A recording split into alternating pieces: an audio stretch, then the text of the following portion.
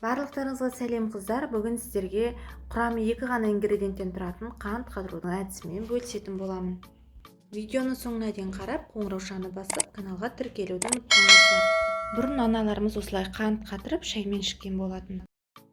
Қызып тұрған асты қалың ыдысымызға жарты килограмм қантымызды саламыз. Ешқандай да қантымызды араластырмаймыз.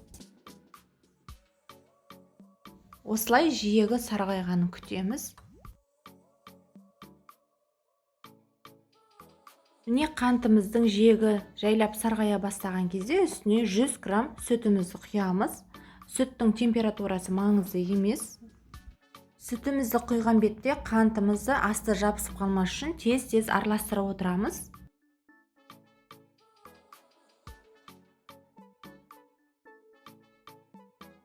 Араластыруды тоқтатпаймыз.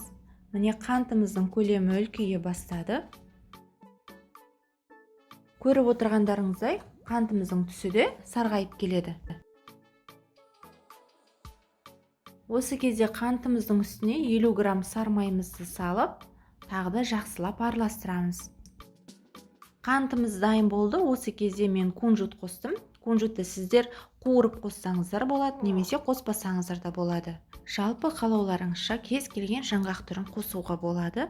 Міне біздің қантымыз дайын болды. Асты құрғақ ыдысқа, міндетті түрде құрғақ болу керек, қантымызды құйып аламыз. Қантымызды силикон формасына құйып қатырсақ та болады. Енді салқын жерге қантымызды кем дегенде 5-6-7 сағатқа қатыруға жібереміз. Кей жерлерде бұны сары шекердек те атаған, бұрын апаларымыз көптеп қатырып осылай дастарханға қойып шай ішкен болатын. Міне біздің қантымыз суығаннан кейін, қатқаннан кейін осылай өте әдемі болып шықты. Міндетті түрде осы тәсілмен жасап көріңіздер, өте керемет болып шығады. Және видеоны достарыңызға таратып бөлісуді ұмытпаңыздар.